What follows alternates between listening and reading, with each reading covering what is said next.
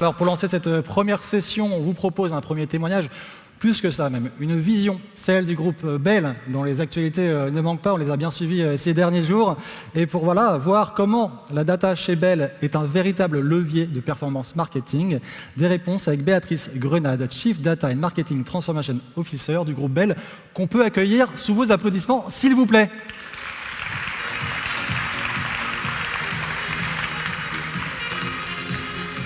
Soyez la bienvenue, Béatrice.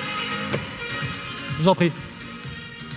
La grosse question, je suis sûre que pas mal d'entre nous, on partage la même. En tous les cas, moi, celle que mon comité de direction m'a adressée, c'est celle-là, je vais y arriver. S'il te plaît, est-ce que tu pourrais nous aider? Ce serait vraiment sympa à faire. Plus de chiffres, plus de marge. Mais t'oublie pas de donner encore plus de sens à nos marques. Et en plus, si tu peux faire du bien pour la planète, ce serait vraiment cool. Mais, il y a un mais, plein de plus, mais en fait, il y a un mais, tu as moins de budget. OK? Et évidemment, et ça aussi, je pense que c'est votre quotidien, en plus de ça, on est dans une situation super complexe, avec plus de touchpoints quand on fait du marketing, plus de cibles, des vieux, des jeunes, et toute la diversité qu'on connaît, plus de messages, plus d'objectifs. Pas facile. Pour vous donner quelques chiffres, quand on parle complexité, largeur, profondeur, chez Bell, on a 6 marques cœur, vous les connaissez, j'en suis sûre, Vache qui rit, Babybel, Kiri, Pompod, Boursin, la petite dernière, Nurich, du fromage au plant-based. On opère dans plus de 40 filiales, donc là aussi ça multiplie les facteurs. On adresse à peu près 400 millions de consommateurs dans 120 pays. Et tous les petits logos que vous voyez en dessous, c'est les marques locales. Donc, un certain choix, une certaine complexité. Donc la question qui était adressée, c'est comment mieux allouer les ressources marketing entre les géographies, tous nos pays, les marques, quand on arrive à un niveau local, les campagnes, les touchpoints. Comment on fait ça? Et évidemment, avec toujours cette grande ambition qui est soutenir la croissance, la rentabilité, le purpose des marques et la mission du groupe, puisqu'on a une mission qui est de contribuer en fait à bien nourrir la planète et l'ensemble de la population. Alors pour ça, en fait, on a une grande conviction qu'on partage très très fort, et notamment avec mon équipe que j'embrasse et que je remercie, parce que sans eux, tout ça ne serait pas arrivé. Donc la conviction, c'est que les advanced analytics sont un formidable booster de croissance, mais surtout, et j'en parlais en prenant un café, un accélérateur du change. Et c'est ça qui est merveilleux avec la data, c'est que ça permet de voir les choses autrement, ça permet d'agir autrement, ça change vraiment la manière dont on opère. Qu'est-ce qu'on a fait? On a mis en place un programme, super recette, avec 3 grands ingrédients. Le premier, évidemment, la data. De la data interne, mais surtout de la data externe. C'est le combo des deux qui fait la force. Ensuite, évidemment, on a développé des modèles mathématiques avec un soupçon d'intelligence artificielle. C'est à la mode, mais ça marche. Des algorithmes. On a fait ça, ce sont nos propres algorithmes, et on l'a fait avec notre partenaire Pivot. Et last but not least, un point très très important, à chaque fois qu'on fait quelque chose, on le fait en co-création, on développe des pilotes, on démarre petit, on teste, on reteste pour être sûr que ça va fonctionner, et on a une grosse part d'accompagnement et de change des équipes. L'objectif, c'est surtout pas que mon équipe et moi soyons sachants, mais c'est que l'ensemble des pays, l'ensemble des équipes aux 4 coins du monde sachent faire et s'approprient tout ça, et que ce soit un outil pour elles et qu'ils deviennent encore plus sachants, encore plus puissants. Donc on a mis en place ça. Ça se passe en 3 étapes. La première, ça s'appelle A&P Guidance. C'est un modèle qui permet d'allouer les A&P, les budgets marketing, entre les pays. Deuxième niveau, Portfolio Priorization. Cette fois-ci, on est au niveau d'un pays et on va chercher à mieux allouer le budget entre les marques d'un pays. Et enfin, dernière étape, YMP, Yearly Marketing Plan. C'est un modèle qui va nous permettre de mieux allouer les budgets marketing entre les différents touchpoints quand je suis au niveau d'un pays et d'une marque.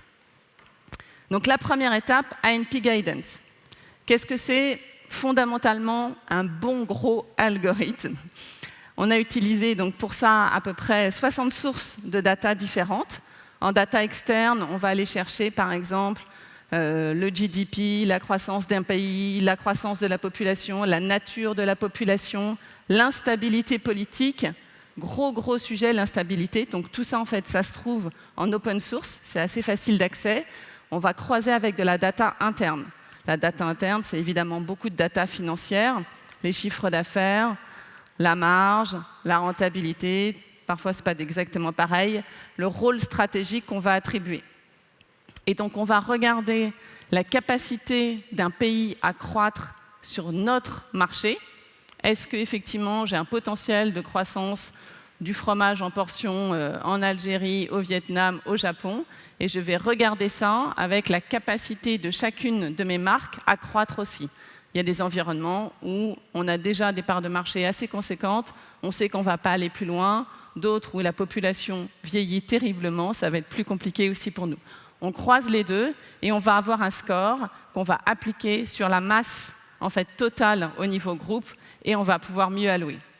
Ça a été un véritable révélateur et ça nous a permis d'allouer assez différemment, de façon assez conséquente, et surtout de pouvoir discuter factuellement avec les pays pour leur dire « Eh bien si, maintenant, en fait, ta masse de budget, c'est plutôt celle-là, plutôt que l'autre. » Une fois que j'ai fait ça entre les pays, évidemment, la grande question, les pays m'ont dit « C'est sympa ton truc, mais moi, j'ai plusieurs marques et très difficile en tant que patron de pays, en tant que directeur marketing d'un pays, pour savoir comment je dois faire. » Donc c'est la même philosophie, sauf que là, en plus de l'algorithme, en fait, j'ai aussi en fait, du scénario building. Donc on va scénariser à peu près 200 scénarios qui vont croiser, en fait, on va aller mesurer en amont en fait, la sensibilité de chacune de nos marques aussi aux investissements marketing. Vous le savez tous, j'ai des marques qui sont super réactives, j'investis, paf, je fais de la croissance, de la renta, il y en a d'autres, il me faut une campagne, 2 campagnes, 3 campagnes, etc. Donc on va regarder aussi cette élasticité-là. Là aussi, on va croiser du coup en fait l'ensemble des critères et ça va nous permettre de dire finalement, est-ce que quand je suis en Allemagne, j'investis plus sur Kiri, plus sur Babybel et là la question c'était on va lancer cette nouvelle marque en fait de plant-based, Nourish. C'est quoi le minimum requis? Donc on va aller regarder aussi les seuils minimaux en fait pour investir et aussi les plafonds parce qu'il y a un moment en fait où on sature et c'est pas nécessaire. Et là, ça a été super intéressant. Par exemple, au Portugal, où on a des grosses marques locales, de rediscuter avec les équipes et de s'apercevoir qu'en fait, on surinvestissait sur nos marques locales et pas assez en fait sur les marques internationales. On a revu réellement et de façon assez conséquente la manière dont on allouait en fait nos budgets marketing grâce à ce combo algorithme, scénario planning. Et enfin, dernière étape, Yearly Marketing Plan. Donc là aussi, c'est une combinatoire entre processus de construction marketing et au milieu un modèle, le RCQ pour Rich Cost Quality, qui nous permet en fait d'allouer le budget en fonction des touchpoints. On s'est tous posé la question, est-ce que je vais plus sur les réseaux sociaux, TikTok, t'y crois, Metaverse, je ne sais pas, etc. Et donc ça permet en fait de donner des outils aux équipes marketing. Je suis allée trop vite. Voilà, ce que je voulais vous dire en fait, c'est que évidemment ce modèle-là, donc les 3 étapes, A&P Guidance, Portfolio Priorization, YMP, évidemment ça nous a permis de gagner en efficacité, de reconquérir de la part de marché, une meilleure rentabilité, mais au-delà de l'efficacité, le truc le plus important, c'est le pouvoir. Le pouvoir que ça a redonné aux équipes face aux agences, parce qu'on est tous perdus devant cette complexité, les agences médias, les agences créa, aussi de phosphorer la bonne conversation entre le marketing, les sales, la finance, la supply et l'industriel avec en fait le GM des pays. Et donc ça, c'est très intéressant parce que ça redonne en fait ce pouvoir auprès des équipes. Et pour nous, l'étape d'après, c'est d'appliquer en fait ce principe-là. Évidemment, on vient de le faire sur les sujets marketing, mais On en a plein des sujets. Donc, allouer ce principe, en fait, sur le budget promo, encore plus gros que les budgets marketing, ou d'appliquer ça sur les pertes matières quand on est un industriel, sur la supply, etc. C'est ce sur quoi on est en train de travailler. Je suis sûre que ça va être encore assez fun. Voilà. Merci en tous les cas de m'avoir écouté et à votre disposition.